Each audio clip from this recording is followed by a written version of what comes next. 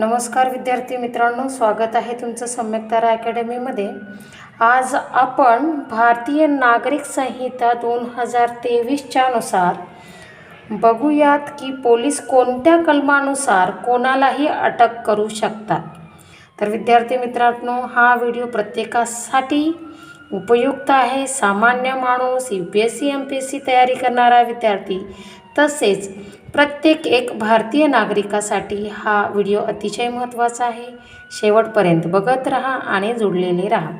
चला तर मग बघूया आपण कोणत्या कलमानुसार पोलीस अटक करू शकतात। विद्यार्थी मित्रांनो, प्रक्रिया समजून घेऊयात।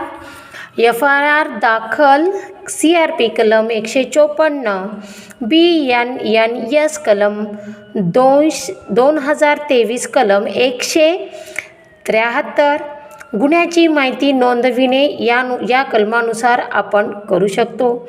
नंतर वॉरंटशिवाय अटक असेल तर हे कलम लक्षात ठेवा, CRPCचं 41 आहे आणि BNNS नुसार म्हणजे सुधारित कायद्यानुसार 35 कलम आहे आणि गंभीर गुन्ह्यात आपण थेट अटक असं करू शकतात। अटक नोंद 41B CRPC नुसार तर सुधारित कायद्यानुसार 37 आणि अटक करताना लेखी नोंद ठेवणे। नंतर अटक पद्धत कलम CRPC नुसार 46 आणि सुधारित कायद्यानुसार 43 अटक करताना नियम व मर्यादा असतात।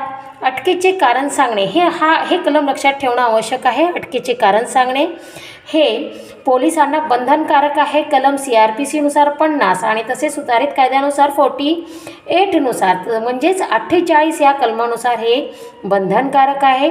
कारण स्पष्ट बंधनकारक आहे, कारण हे आपल्याला सांगणे स्पष्ट आहे।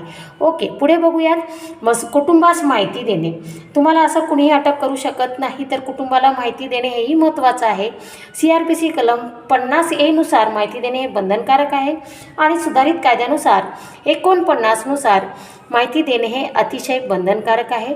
अटक झालेल्या व्यक्तीच्या नातेवाईकास कळवणे कलम 49 नुसार म्हणजेच 49 नुसार हे बंधनकारक आहे।